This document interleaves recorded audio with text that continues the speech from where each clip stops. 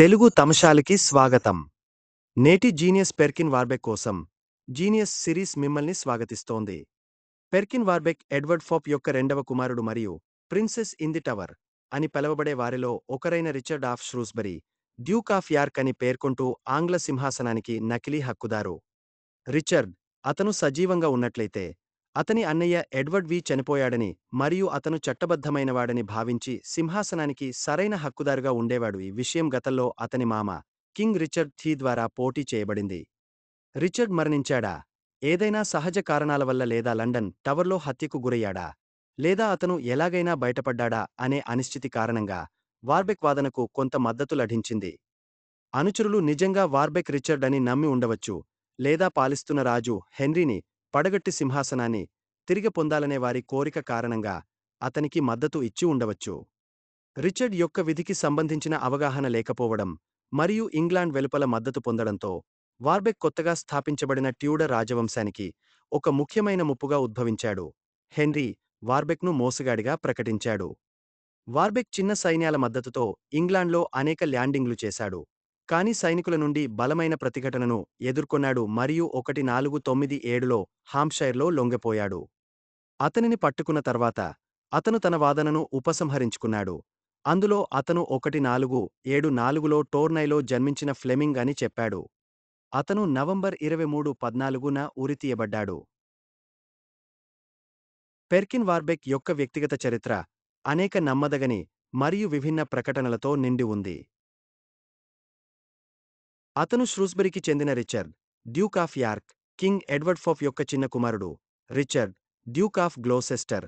Richard, Duke of Gloucester, King Richard తర్వాత సింహాసనాన్ని అధిష్ఠించిన తర్వాత అతని సోదరుడు ఎడ్వర్డ్ ఫోప్ రహస్యంగా అదృశ్యమయ్యాడని వార్బెక్ చెప్పాడు. 1497 కింగ్ హెన్రీ VII దృష్టిలో అతని ఒప్పుకోలు ఆధారంగా అతని జీవితం యొక్క మరొక వెర్షన్ ప్రచురించబడింది. ఈ ఒప్పుకోలు చాలా మంది చరిత్రకారులచే పాక్షికంగా మాత్రమే నిజమని భావించారు, ఎందుకంటే ఇది ఒత్తిడితో సేకరించబడింది.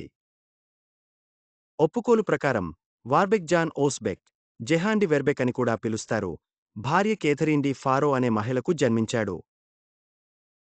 ఓస్బెక్ ఫ్లెమిష్ మరియు ప్రస్తుత బెల్జియంలోని టోర్నై నగరానికి కంప్ట్రోలర్గా పనిచేశాడు. ఈ కుటుంబ సంబంధాలు టోర్నై యొక్క అనేక మునిసిపల్ రికార్డుల ద్వారా బ్యాకప్ చేయబడ్డాయి. ఇందులో వార్బెక్ తనకు సంబంధం ఉన్నట్లు ప్రకటించిన వ్యక్తులలో ఎక్కువ మందిని పేర్కొన్నారు. దాదాపు 10 ఏళ్ల వయస్సులో డచ్ నేర్చుకోవడానికి అతని తల్లి అతనిని ఆంట్వెర్ప్కు తీసుకువెళ్ళింది. సైటసన్ నీడెడ్. అక్కడి నుండి అతను ఆంట్వెర్ప్ మరియు మిడిల్బర్గ్ చుట్టూ ఉన్న అనేక మంది మాస్టర్స్చే నిర్వహించబడ్డాడు. జాన్ స్ట్రీవ్ అనే స్థానిక ఆంగ్ల వ్యాపారి వద్ద కొన్ని నెలలపాటు అతను బట్టల వ్యాపారం చేశాడు. నెదర్లాండ్స్లో గడిపిన తర్వాత వార్బెక్ ఇతర దేశాలను సందర్శించాలని ఆరాటపడ్డాడు మరియు బ్రెటన్ వ్యాపారిచే నియమించబడ్డాడు. ఈ వ్యాపారి చివరికి 17 సంవత్సరాల వయస్సులో 1491లో వార్బెక్ను కార్క్, ఐర్లాండ్కు తీసుకువచ్చాడు మరియు అక్కడ అతను ఇంగ్లీష్ మాట్లాడటం నేర్చుకున్నాడు. వార్బెక్ అతను పట్టు వస్త్రాలు ధరించి ఉండడం చూసి యార్క్కి చెందిన కొంతమంది కార్క్ పౌరులు రాయల్ హౌస్ ఆఫ్ యార్క్ సభ్యునిగా అతనికి గౌరవం ఇవ్వాలని డిమాండ్ చేశారని పేర్కొన్నారు. ఇంగ్లండ్ రాజుపై ప్రతీకారం తీర్చుకోవాలని నిర్ణయించుకున్నందున వారు ఇలా చేశారని అతను చెప్పాడు. అతను దివంగత కింగ్ ఎడ్వర్డ్ ఫోప్ యొక్క చిన్న కొడుకు అని చెప్పుకోవాలని వారు నిర్ణయించుకున్నారు. వార్బెక్ 1490లో బుర్గుండి ఆస్థానంలో ఇంగ్లీష్ సింహాసనాన్ని మొట్టమొదటగా క్లెయిమ్ చేశాడు. అక్కడ అతని కోసం జెటాన్ నాణేలు ముద్రించబడ్డాయి. వార్బెక్ అంటే రిచర్డ్ ఆఫ్ ష్రూస్బరీ యొక్క రహస్య అదృశ్యం గురించి వివరించాడు.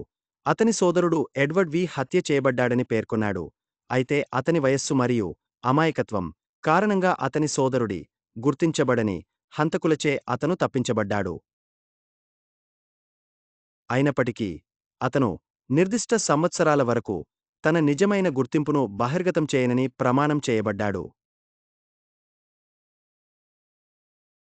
అతను 1483 నుండి 1490 వరకు అతను యార్కిస్ట్ విధేయుల రక్షణలో యూరప్ ఖండంలో నివసించాడని, అయితే అతని ప్రధాన సంరక్షకుడు సర్ ఎడ్వర్డ్ బ్రాంప్టన్ ఇంగ్లాండ్కు తిరిగి వచ్చినప్పుడు అతను స్వేచ్ఛగా మిగిలిపోయాడు. ఆ తర్వాత తన నిజస్వరూపాన్ని బయటపెట్టాడు. 1491లో లాంబర్ట్ సిమ్నెల్ 4 సంవత్సరాల క్రితం తన వాదనకు మద్దతు పొందాలనే ఆశతో వార్బెక్ ఐర్లాండ్లో అడుగుపెట్టాడు. అతని కారణాన్ని కార్క్ యొక్క మాజీ మేయర్ మరియు ప్రేరేపిత యార్కిస్ట్ అయిన జాన్ అట్వాటర్ ప్రచారం చేశారు. అతను రిచర్డ్ యొక్క గుర్తింపును పొందడంలో అతనికి సహాయపడి ఉండవచ్చు. అయినప్పటికీ, చురుకైన తిరుగుబాటుకు తక్కువ మద్దతు లభించింది మరియు వార్బెక్ ఐరోపా ప్రధాన భూభాగానికి తిరిగి వెళ్లవలసి వచ్చింది. అక్కడ అతని అదృష్టం మెరుగుపడింది. అతను మొదట ఫ్రాన్స్కు చెందిన చార్లెస్ ఎడ్ చేత స్వీకరించబడ్డాడు. కాని 1492లో అతను హెన్రీకి వ్యతిరేకంగా తిరుగుబాటుదారులకు ఆశ్రయం ఇవ్వకూడదని చార్లెస్ అంగీకరించిన ఎటాపుల్స్ ఒప్పందం నిబంధనల ప్రకారం బహిష్కరించబడ్డాడు. బోలోగ్నేపై ఆంగ్లయాత్ర ముట్టడివేసిన తరువాత చార్లెస్ ఎట్ వార్బెక్ నుండి అన్ని మద్దతులను ఉపసంహరించుకోవడానికి అంగీకరించాడు.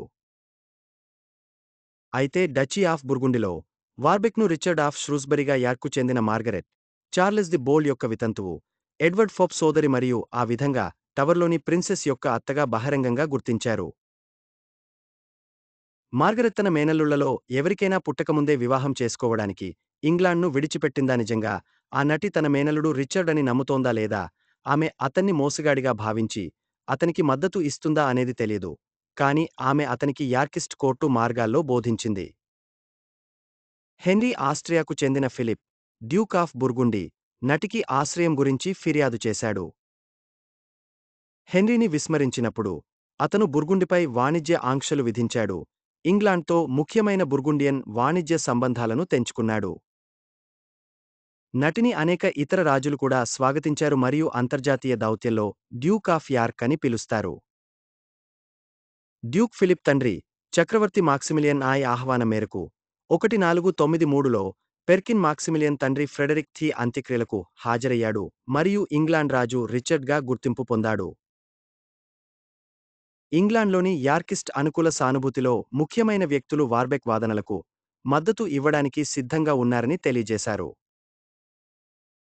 వీరిలో Lord Fitzwalter, Sir Simon Montfort, Sir Thomas Thwaites, మాజీ Chancellor of the Exchequer, Sir William Stanley, Lord Chamberlain మరియు సర్ రాబర్ట్ క్లిఫోర్డ్ ఉన్నారు. క్లిఫోర్డ్ ఐరోపా ప్రధాన భూభాగానికి వెళ్లి ప్రిన్స్ రిచర్డ్గా వార్బెక్ యొక్క నిజమైన గుర్తింపును నిర్ధారించడానికి అతని స్నేహితులకు తిరిగి వ్రాశాడు. కింగ్ హెన్రీ మద్దతుదారుల సమూహాన్ని చుట్టుముట్టి విచారణకు ఆదేశించాడు. William డేంబెనీ, Thomas క్రెసెనర్, Thomas ఆస్ట్వోర్డ్, Robert Ratcliffe మరియు ఇతరులతో కలిసి అందరూ సక్రమంగా అరెస్టు చేయబడ్డారు. లార్డ్ ఫిజ్వాటర్ను కలైస్కు ఖైదీగా పంపారు మరియు తరువాత అతని గ్యాలర్లకు లంచం ఇవ్వడానికి ప్రయత్నించినందుకు శిరచ్ఛేదం చేయబడ్డాడు. జనవరి 1495లో షో ట్రయల్స్లో కుట్రదారులందరికీ మొదట మరణశిక్ష విధించబడింది. అయినప్పటికీ థ్వైట్లతో సహా ఆరుగురికి క్షమాపణలు ఇవ్వబడ్డాయి మరియు వారి శిక్షలు జైలు శిక్ష మరియు జరిమానాలుగా మార్చబడ్డాయి. కొద్ది రోజుల్లోనే సర్ సైమన్ మోన్ఫోర్ట్, రాబర్ట్ రాట్క్లిఫ్ మరియు విలియం డెంబెనీలను టవర్ హిల్ వద్ద శిరచ్ఛేదం చేయగా క్రెసెనర్ మరియు ఆస్ట్వోర్డ్లను బ్లాక్లో క్షమించారు. అదే నెలలో సర్ విలియం స్టాన్లీ కూడా శిరచ్ఛేదం చేయబడ్డాడు. సమూహంలోని ఇతర సభ్యులకు జైలు శిక్ష మరియు జరిమానా విధించబడింది. కుట్రదారుల పేర్లను వెల్లడించినందుకు సర్ రాబర్ట్ క్లిఫోర్డ్కు క్షమాపణ మరియు బహుమతి లభించింది.